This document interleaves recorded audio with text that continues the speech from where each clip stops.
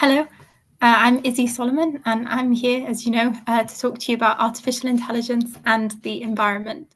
So I've just completed my Master's in Science in Data and Artificial Intelligence Ethics at the University of Edinburgh. I had a wonderful time on my course and I learned an awful lot. Just to give you a little bit of an overview of what my course involved, I did an entire module on environmental sustainability and artificial intelligence, which is what I'm going to be pulling from quite a lot for this discussion today. I also did a topic on data civics.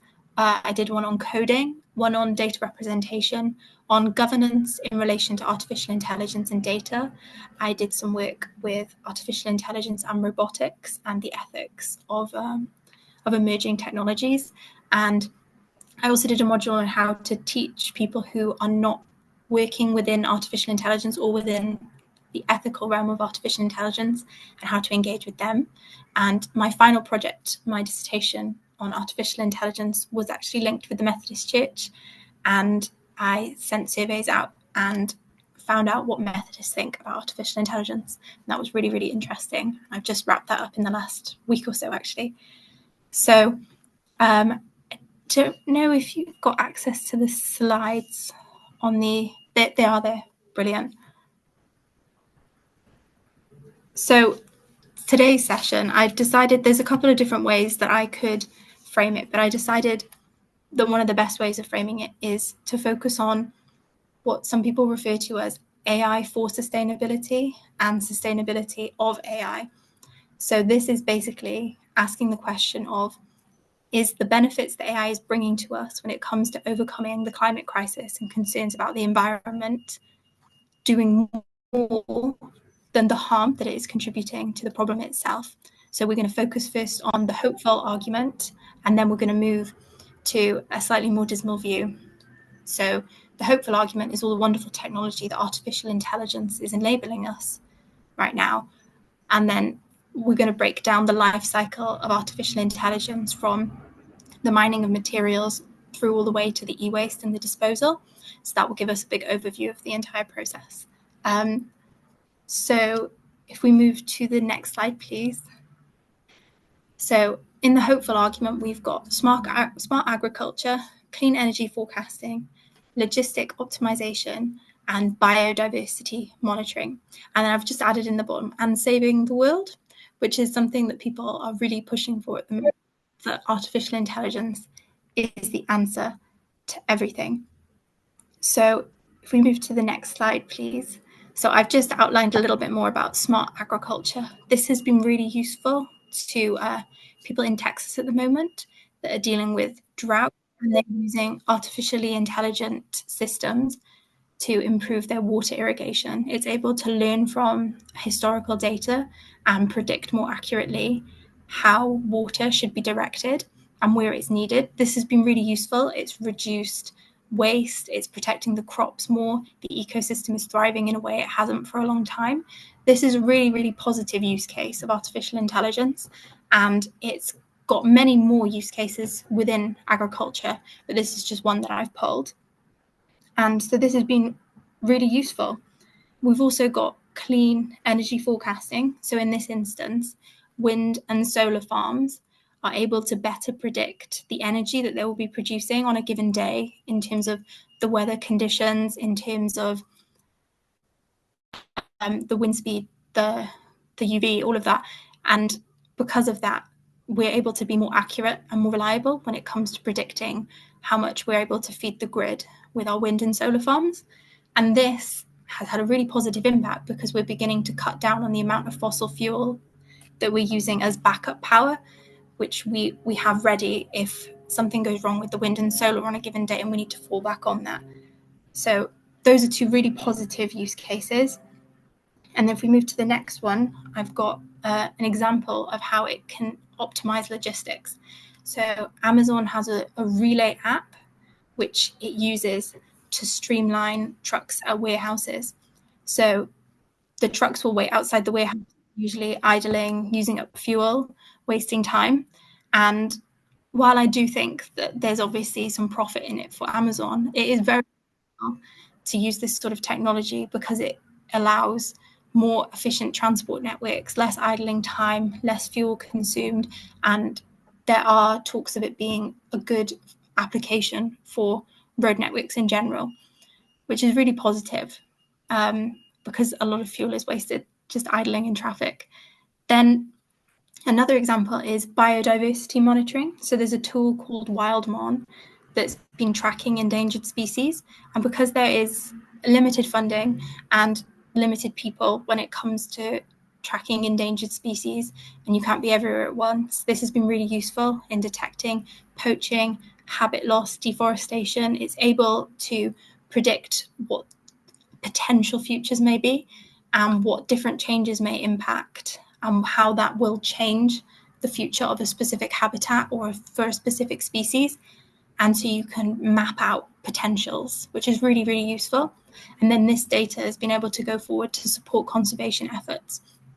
I've also looked into other examples. There's groups that are using artificial intelligence to better protect coral reefs and to protect the communities that rely on the coral for their fishing, and that's been really useful. So it's not just endangered species, it's also just general habitats and very specific ecosystems that need to be managed incredibly carefully, because very slight shifts in terms of something like coral makes a massive difference in temperature, in water flow, in disturbance, and that's really positive. Then my next slide, I thought it would be useful to introduce the idea of AI saving the world when it comes to the climate crisis. There is currently a narrative that's being pushed that we should use as much AI as physically possible, and we should try AI out in every single area, and we should push as much funding into AI. We should ignore all of the pushback when it comes to artificial intelligence, and we should use everyone's data, we should use everyone's art, we should use everyone's resources and all of human findings to push, because AI will help us solve the big problems. This sort of moonshot argument is basically, if we pump all of our resources into artificial intelligence, it's going to come out with an answer to something big like fusion, carbon capture, or new climate technologies. And yes, as we can see from these examples, artificial intelligence is doing wonderful things when it comes to helping us overcome climate concerns and improving the environment. But there is a concern that if we pump even more resources into artificial intelligence for some future where it all pays off, we are really running the risk that we are putting all our eggs in one basket, and that we're hoping the costs are going to be justified by that chance that we will have a breakthrough. So it does carry the risk of, if the breakthrough doesn't come or it arrives too late, the damages that we cause now to ecosystems, water, biodiversity, they might not be able to be undone. And is that a risk we're willing to run? It is really appealing that we can imagine a world where artificial intelligence can give us clean, limitless energy, or it can design new sustainable materials. But it's important that we consider how we're seeing artificial intelligence being used in the everyday, and whether or not that is going towards improving the world, and whether or not those resources seem to be being directed towards this goal. So really about whether artificial intelligence can be powerful, because it clearly can. It's sort of whether we trust that that power is going to pay off in time, or whether we really need to set limits and focus on the uses that we can see are really worthwhile now. So it's really important we remember that we're sort of taking that shot in the dark. And I'm now going to move on to that life cycle of AI, because this technology that can come with so many benefits that's really improving so many different sectors. I haven't even touched on how it's helping healthcare in this talk, because it's on the environment, but there's a lot of positive applications. It's also important to consider the costs to the environment at the point of hardware production, operation, and disposal, because a lot of the time it's less clear and it's harder to assess. So things like hardware and disposal, which happen at the very start and the very end of the life cycle, often aren't considered part of that flow of artificial intelligence, simply because they're dirty and they occur at the very beginning and very end. So the responsibility is quite vague. And because we sort of see AI as something that is non-physical, something that's in our screens, something we don't interact with in a really malleable way, or we don't see the physical impacts of, it's difficult to tie these ideas of very dirty, tough work environments and the pollution to artificial intelligence when it's presented in such a clean way. If you look at any of the ways we see artificial intelligence on our computer screens, it's complete day and night. So I'm just going to run through that life cycle of AI now. So first of all, we have the hardware. So can we move to the next slide, please? Sorry. So first we have the hardware. So to build servers, you need cobalt, lithium, copper. You need, for the GPUs, the devices, you need these rare earth minerals. These are mined in the Democratic Republic of Congo and the Atacama Desert in Chile, and they're also sifted from the seafloor. These are often mined in poor conditions with a lot of exploitation of child labor, where ecosystem collapse is occurring and there's water depletion in the local areas too. These resources as well are obviously non-renewable, and so the more AI we build, the more we have to dig. The mining is stripping the forests bare and is currently poisoning the soil as well. The animals' habitats are being bulldozed and the rivers are being polluted. And the local communities who are now forced to work in these conditions have lost their farmland and their drinking water. And this is often what pushes the children to work in the mines, because the families need money and they need to be earning. The next stage, once the raw materials have been collected, is they are shipped to factories in China, Taiwan, and Vietnam usually. Here, the workers are assembling the chips, the servers, and the devices, usually under harsh labor conditions. The energy footprint at this point is really, really massive, and it's often powered by coal or gas, which are obviously non-renewable. The toxic emissions as well, through the air pollution and the waste here, is really harmful to crops and seeping into the rivers. So again, this is sort of before you even reach a point of utilizing any of this for your ChatGPT search. We then go to the operation itself, which before we get to utilizing artificial intelligence, we must complete the training. So training a single AI model, such as ChatGPT-3, utilized 550,000 pounds of CO2 and millions of liters of water for cooling. So every time you use artificial intelligence to write an email, translate a text, or generate images, you're activating massive server farms, which are cooled by millions of liters of water. And then this has caused droughts to vulnerable populations. It's harmed local farming, and it's been detrimental to plant and animal life in wetlands and rivers. Generally, these centres are built near cheap farmland and water sources, and the people who benefit from the services are not usually the ones that are living in a close vicinity. You might have heard in the news, this has been a real problem in America recently, because cheap land is being bought up and water bills are rising for the locals because of the vast amounts of water that these systems are needing to use to keep themselves cool. And then after all of this, the server racks, the cooling units, the chips, they get blown and out of date and trashed so quickly that they end up being scrapped within a couple of years, if not within a year. And this is generating just on its own millions of tons of toxic e-waste every single year. This then gets shipped across the sea again and is put in landfills in the global south, which is leaching into their soil. Most of it isn't recycled, so the whole process has to start again. And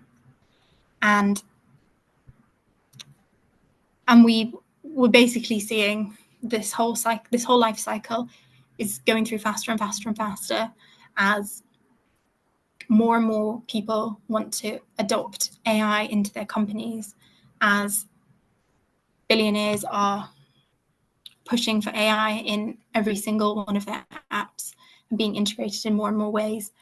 We are running through our equipment much, much faster. And I'm now going to run through a couple of the arguments that I've seen being made quite recently, which I think is really important to sort of understand what point they're making and how that might not always work out in the way we'd hope it would. So we've got something called the rebound effect, which explains why arguments such as in time things are going to get more efficient. So there is the argument that what we're seeing right now is the real very start of artificial intelligence being integrated into everyday lives. It's the same as the internet, it's the same as the light bulb, it's the same as the car. It's like the Industrial Revolution in that to start off with, things are going to be a bit mucky, things are going to be worse than they're ever going to be. And in time, if we keep grinding, we're going to get more efficient, more positive results, and we're going to be able to use this in a much cleaner way. The concern is that more efficiency is going to come, but with that, more use will also come as the technology becomes more popular, as it becomes more ingrained in everyday life. And that's the real problem. It's been predicted that by 2030, artificial intelligence will be 24% more efficient, which is wonderful. But it's also predicted that it will be used at 200 times the rate, which is that rebound effect that we're seeing. It's sort of like adding more lanes to a motorway. The traffic doesn't really go away. It just sort of keeps growing to fill the space. And then another concern that we've got is we're saying, well, if artificial intelligence does keep using all the resources that it's using and it doesn't get any better, or we're sort of realizing that it's not as good as we wanted it to be, maybe it's causing problems when it comes to education, or maybe it's not making things more efficient for us. Maybe it's not feasible for every company to take on a new AI project. We can just stop. If it becomes too harmful, we can always turn back around. The problem is that once infrastructure is embedded, it's nearly impossible to turn around with it. Imagine 20 years ago when mobile phones weren't in everybody's pocket. They weren't needed to get about through every single interaction when it comes to your job or keeping in touch with your friends and your family or even doing your banking. Whereas now it's so ingrained in everyday life that some people are presenting arguments that a mobile phone is a bare minimum. It's a necessity for everyday life to get through the world. Same with many technologies that we take for granted. Once we get used to it, it's very hard to turn around. And so those are some misconceptions. And we're seeing that with artificial intelligence already in that the way children and young people are interacting with the technology has become so ingrained in their life that people are struggling to write an essay for university or for school, or they're struggling to read a book without getting an AI summary of it. It's become in the last couple of years very much part of everyday life. So just move to the next slide, please. So I've just put together this slide just to show who are the ones suffering. We're seeing that poor communities near the toxic dumps are facing some very ill effects on their health and on their quality of life. Workers in the mines and the factories whose lives have been disrupted, and the children who are working in the factories as well. The Global South is bearing the brunt of the pollution at the extraction level, at the dumping level. And they're also working in the training centres a lot of the time as well, being paid very poorly for their time. And they're being exposed to horrendous content that needs to be filtered out, that we don't want mainstream users to be seeing. The future generations as well, who will be inheriting our emissions and our waste, are also facing the negative impact. And then the plants and animals who've got no say in how we go about developing our technology. And while there are some positive use cases of artificial intelligence helping biodiversity and ecosystems and the environment, as we saw earlier.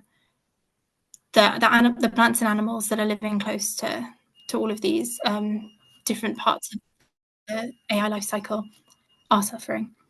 And then who's benefiting? It's a much smaller group, and it's mainly tech companies, wealthy tech companies, and data-rich nations. It's us really, in the grand scheme of things, because we don't have to see it with our own eyes, and it's not impacting how we go about our day to day. And this doesn't really feel like sustainable AI, because this AI is built on sacrifice zones that we can't see. So it doesn't really feel like it's there, because it's not as tangible to us. And when I was writing this slide, I haven't included a slide about this, but I started thinking about different accounts of justice. And I thought it might be interesting just to give you a couple of different historical accounts of justice that might be useful as words and definitions to hold on to in the discussion. Because this is sort of about, we've seen who suffers and who benefits, but how do we go about redistributing that so it feels like a more just system? So there's a few different accounts. There's first of all something called the grandfathering approach, which is the people who've emitted more carbon or have emitted more harm to the environment. They should suffer. They should suffer the consequences more. They should be the ones to right the wrong, and there should be less emphasis put on those who are emitting less.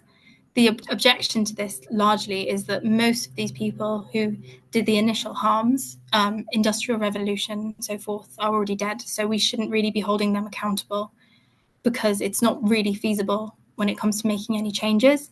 Then there's the polluter pays principle, which is just you broke it, so you need to fix it. There's the future emission, which is whichever nations we think are going to be emitting more in the future, or whatever companies we think will be emitting more, we should assign responsibility to them now to try and undo some of that potential damage so that they go about their future endeavors in a much more environmentally conscious way. Then there's some idea of the moral threshold when it comes to justice, which I've sort of lightly touched on already, which is that justice as sufficiency, which is that no human being should be below a certain level of well-being, and the same for our environment and the animals and plants that live within it, and that we each have a right to the emissions that are necessary for our survival.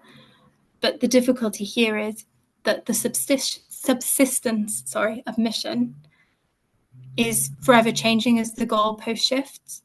So 30 years ago, a mobile phone would not be a necessary subsistence emission for us to output.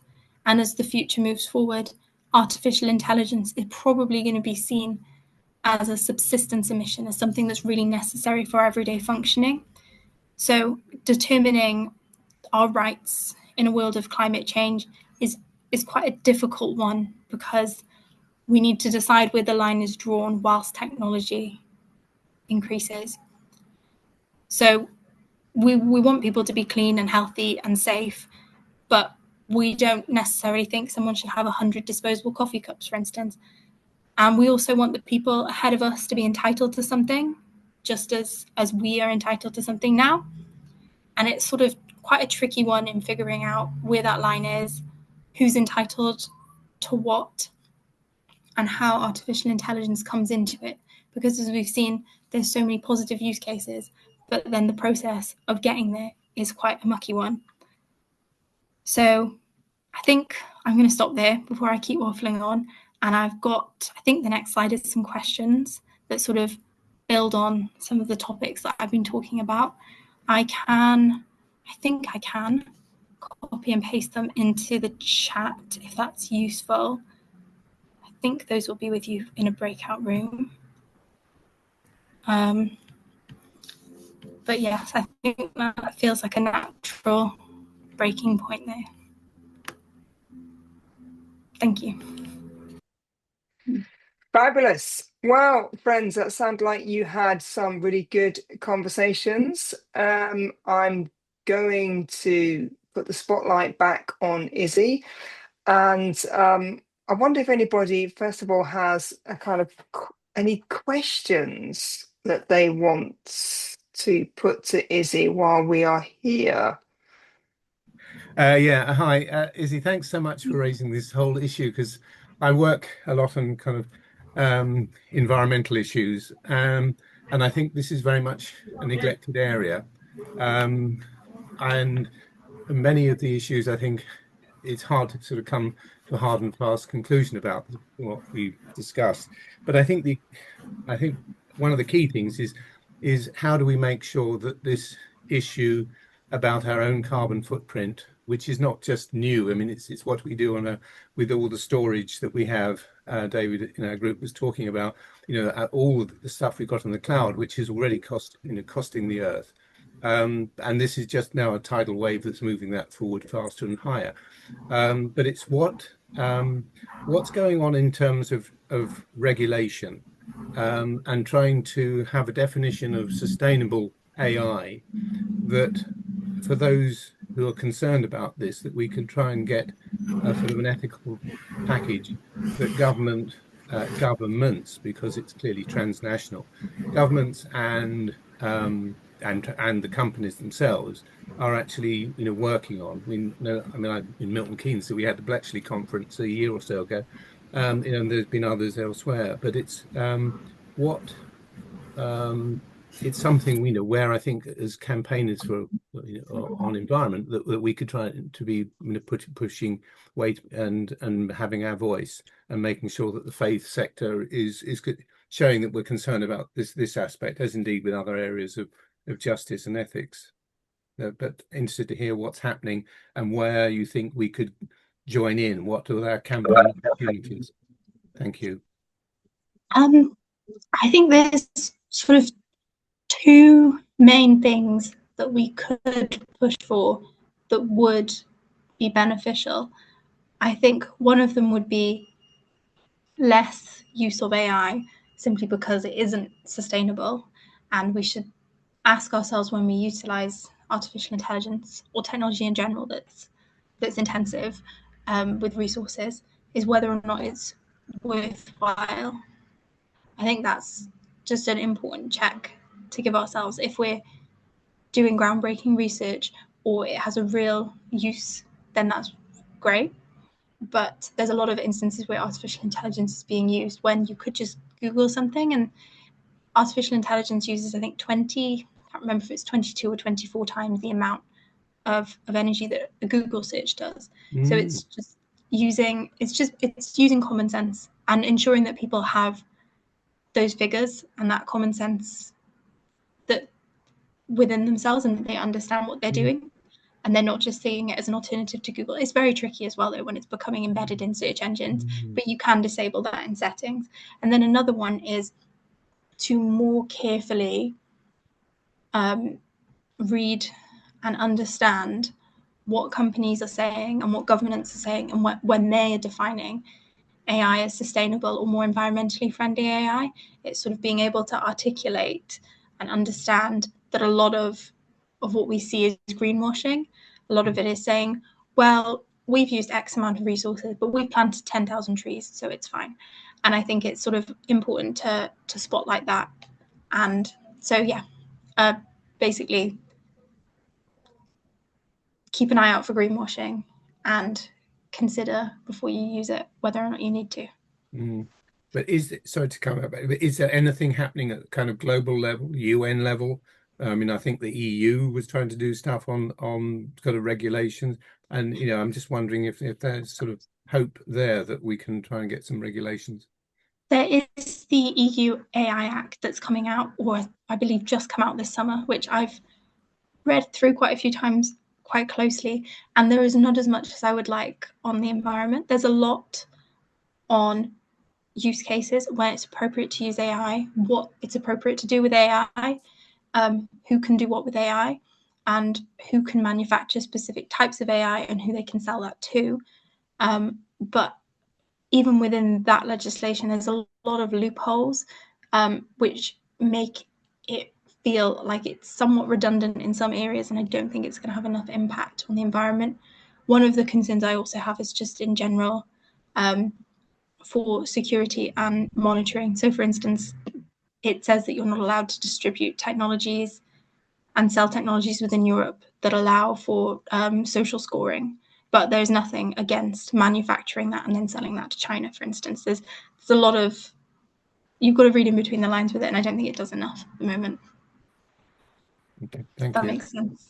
Yeah, no, Fantastic. thank you. Thanks very much for that insight and for your question, Stuart.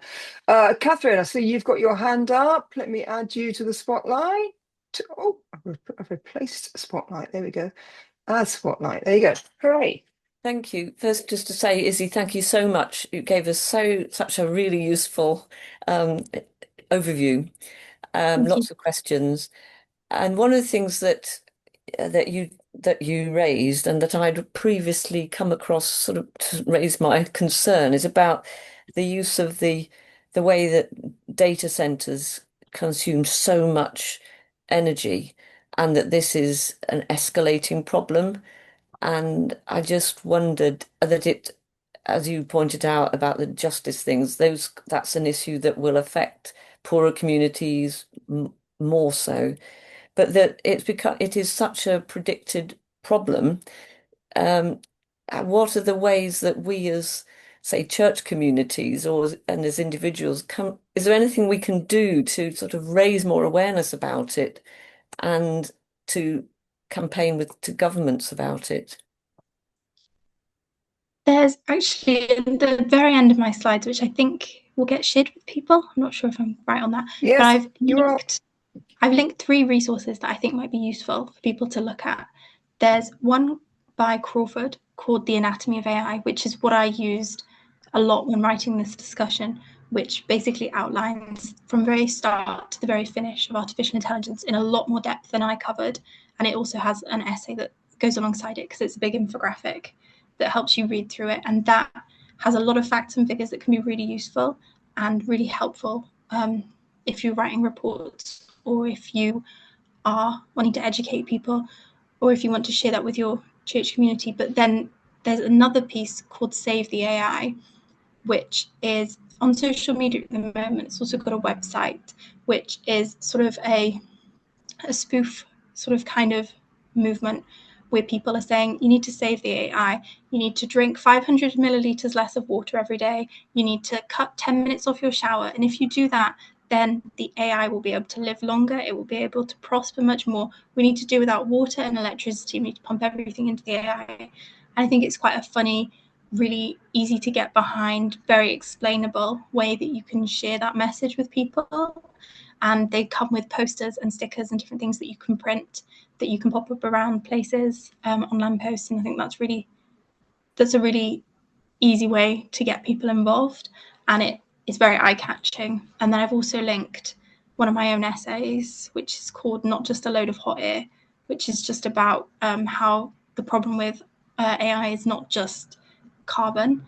And there's a big long reading list at the end of everything I incorporated and lots of facts and figures in there that can be really useful. Some of them I didn't include in the talk because they're actually quite horrific.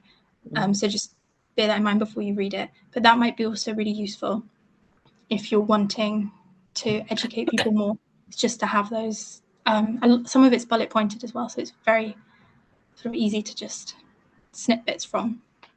Thank you. I'm not sure if that's helpful. Yeah, that will be helpful. Thank you very much. No worries.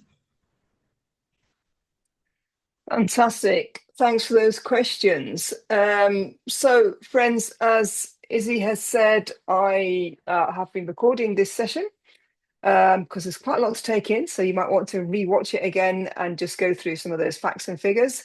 And I will be sending you out the slides that Izzy has produced. So there are those 3 links at the end of that. I'll also put them in the email as links, which will probably be more helpful. And I might just cut down some of these questions and make them, hopefully some of this series is going to go up onto our website because these are really important questions, Stuart and Catherine, that you're asking. So Izzy is part of the Artificial Intelligence Working Group, and it's the Artificial Intelligence Working Group who are presenting this series. So everybody has kind of like their specialities. And we will be presenting our report. I was about to say final report, but I think it will be an ever ongoing report, I think, to the conference next year. So there will be, of course, some questions that we are raising about what does it mean for us as Methodists, as a justice-seeking church, to be using AI, and how, you know, the kind of things, just Catherine, as you said, how do what kind of usage do we want as churches? And Stuart, you'll be really keen to hear that Laura Kent on Legal Beagle and Doug Norton, our IT folks, are going to come and present the kind of data and governance of AI. They will have a very, very more serious kind of implication in terms of our use of AI in the Methodist Church. So the next one of our series is Michael Wadsworth, thinking about theological education. And then, as I said, I'm doing a wee kind of equipping for equality session in September as well, thinking about the whole kind of balance between some of the AI tools that are really good for people in terms of accessibility, and thinking about also the impact of that. What does it mean for us to have an equal society, if anything at all? Stuart, if it's going to be a really quick question, because you've got a minute, just go. In addition to the report to conference, would you be able to do a sort of a short 3-4 page briefing to the Methodist Church about these issues, particularly the kind of the ethics, ethics and justice of AI? From, I mean, I'm particularly interested in environment, but there is all these other dimensions. I think that would be really helpful, because this, raising awareness on all of this stuff, I think is absolutely critical. But thanks so much for this brilliant session. Thank you. Fantastic. That's, I mean, the ethics of AI, which is, we're looking at the ethics in terms of the environment impact on AI, and what does that mean for us to be, a global church, but also thinking about the ethics in terms of our own data and governance, and what that means and how we use all of that as a Methodist church. So definitely, but I think the idea of doing a kind of summary is a great idea. So I'll definitely be taking that to the group. Thanks very much. So friends, thanks so much for your time today. It's been really good to be with you. A little snaps and thanks to Izzy for being with us. That was absolutely fantastic. Really, really good insights. Come back in September. I'll send a link for the next one. If you've got any questions or queries, or more questions to Izzy, or questions to the AI working group, please then do just be in touch with myself. Thank you very much for your time, and I hope you have a great rest of the week. Thank you.